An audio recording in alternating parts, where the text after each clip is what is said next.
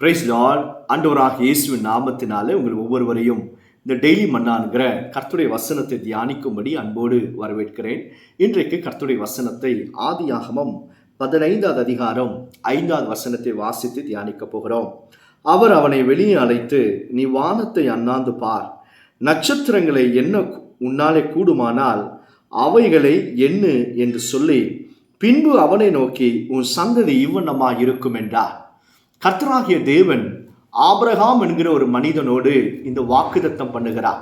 எப்படிப்பட்ட சூழ்நிலையில அந்த ஆபிரகாம் என்கிற மனிதர் இருக்கிறார் அப்படின்னா, அவருக்கும் அவருடைய மனைவியாக சாராக்கும் கிட்டத்தட்ட சரீரத்தில் இருக்கிற பலனெல்லாம் போன பிற்பாடும் ஆண்டவர் இந்த வாக்குத்தத்தம் பண்ணுகிறார். ஒரு பிள்ளை கூட இல்லைங்க அவங்களுக்கு.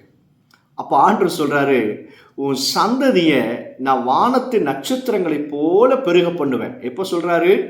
ஆபிரகாமுக்கும் சாராள் என்கிற அவருடைய மனைவிக்கும் ஒரு பிள்ளை கூட கிடையாது. அப்படிப்பட்ட சூழ்நிலையில இவர் தேவனாகிய கர்த்தர் ஆபிரகாமுக்கு வாக்கு பண்ணுகிறார். எதிலிருந்து வெளியே கொண்டு வந்து வாக்குத்தத்தம் பண்றார் அப்படின்னா, அவர் கூடாரத்தில் இருக்கிறார். கூடாரத்தை விட்டு கர்த்தர் வெளியே அழைத்து வந்து ஆபிரகாமோடு வாக்குத்தத்தம் பண்ணுகிறார். ஏன் கூடாரத்திற்குள்ளாக இருந்து ஆபிரகாமை வெளியே கொண்டு வருகிறார் அப்படின்னா, கூடாரத்தில் இருந்து கொண்டு நட்சத்திரங்களை பார்க்க முடியாது. கூடாரத்தில் இருந்து கொண்டு கர்த்தருடைய வாக்குத்தத்தங்களை பெற்றுக்கொள்ள முடியாது. கூடாரத்தில் இருந்து கொண்டு விசுவாசம் பெருகாது. ஏன் அப்படின்னா, கூடாரத்திற்குள்ளாக இருக்கிற வரைக்கும், அந்த கூடாரத்தில் இருக்கிற வரைக்கும் வயது சென்ற பலவீனம் அடைந்த கிழவியாகிய சாராளை பார்த்து கொண்டே இருக்கணும். வேலைக்காரியாகிய ஆகார் மூலமாய் பிறந்த அந்த மகனாகிய இஸ்மவேலை பார்த்து கொண்டே இருக்கணும். ஐயோ, இவன் தான் என்னுடைய பிள்ளை, இனிமேல் எனக்கு பிள்ளையே பிறக்காது என்கிற அவ்விசுவாசத்தோடு கூட கூடாரத்தில் இருக்கிறதுனால, கூடாரத்தில் இருந்தா இப்படிப்பட்ட எண்ணங்கள் எல்லாம் வரும். தேவனுடைய வாக்குத்தத்தத்தை பெற்றுக்கொள்ள முடியாது ஆபிரகாமுக்கு. அதனால தான் கர்த்தர் கூடாரத்தை விட்டு வெளியே கொண்டு வருகிறார். வெளியே வந்தாதான் உன்னால நட்சத்திரங்களை பார்க்க முடியும். நீ வெளியே வந்தாதான் தேவன் உங்களுக்காக வைத்திருக்கிற திட்டத்தை அறிந்து கொள்ள முடியும். பல நேரத்தில் பொல்லாத சாத்தான் நம்முடைய எதிர்காலம் அவ்வளவுதான், முடிஞ்சு போச்சு, இனி ஒண்ணுமே நடக்காது, எல்லாரும் பாரு மரித்து போறாங்க, நீயும் ஒரு நாள் மரித்து போக போற, எல்லாரும் பாரு கடன் பிரச்சனையில் இருக்கிறாங்க, நீயும் கடன் பிரச்சனையில தான் இருப்ப, உன் பிள்ளைகளுக்கு இனி திருமணம் ஆகாது, இனி பிள்ளை பிறக்காது, இப்படிப்பட்ட காரியத்தை எல்லாம் சாத்தான் நம்மை இருதயத்தில் வச்சிருவான். எப்போ வைப்பான் அப்படின்னா, நீங்க கர்த்தர் சொன்ன வார்த்தையை கீழ்ப்படியாம வெளியே வராம உள்ளுக்குள்ளேயே இருந்தீங்கன்னா, இப்படிப்பட்ட எல்லா அவிசுவாசமான எண்ணங்களை பிசாசு உங்க இருதயத்தில் விதைச்சிருவான். கர்த்தர் உங்களோடு கூட பேசுவாரானா வெளியே வாங்க. தேவனுடைய வாக்குத்தத்தங்களுக்கு விரோதமாக இருக்கிற சூழ்நிலைகளை விட்டு அமைதியா வெளியே வாங்க. கர்த்தர் சொன்னாருன்னா, அந்த வார்த்தைக்கு கீழ்ப்படிந்து நீங்க வெளியே வந்தீங்கன்னா, கர்த்தர் சொல்றாரு, உன் சூழ்நிலையை, இன்றைக்கு இருக்கிற சூழ்நிலையை பார்க்கலாம், நான் உன்னை பெருக செய்ய போகிறேன். எந்த அளவுக்கு? நட்சத்திரங்கள் இருக்கிற அளவுக்கு நான் உன்னை பெருக செய்ய போகிறேன். பயப்படாதிருங்க. உங்க ஊழியத்தை விட்டு உங்களை விட்டு சில பேர் பிரிந்து போயிருக்கலாம். ஆனா கர்த்தர் சொல்றாரு, நட்சத்திரங்களை போல நான் உன்னை பெருக செய்ய போகிறேன். அல்லேலூயா. நீ இழந்து போயிருக்கலாம்.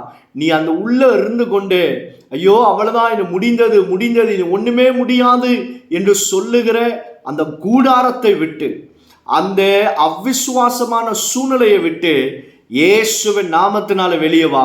கர்த்தர் உங்களை பெருக செய்ய போகிறார். கர்த்தர் உங்களை எப்படி பெருக செய்ய போகிறார் என்பதாக வாக்குத்தத்தம் சொல்றார் அப்படின்னா, நட்சத்திரங்களை போல நான் உன்னை பெருக செய்ய போகிறேன். அல்லேலூயா. ஸோ பயப்படாதீங்க. நீங்க வெளியே வந்தாதான் தேவன் சொன்ன வாக்குத்தத்தத்தை உங்களால சுதந்திரித்துக் கொள்ளவும் முடியும், அவைகளை விசுவாசிக்க முடியும். அடுத்த வசனத்துல நம்ம வாசிக்கிறோம், அவன் ஆபிரகாம் கர்த்தரை விசுவாசித்தான், அதை அவர் அவனுக்கு நீதியாக எண்ணினார். கூடாரத்தில் இருக்கிற வரைக்கும் இஸ்மவேலையே பார்த்து கொண்டிருந்தார். கூடாரத்தில் இருக்கிற வரைக்கும் கிழவியாகிய சாராளையே பார்த்து கொண்டிருந்தார்.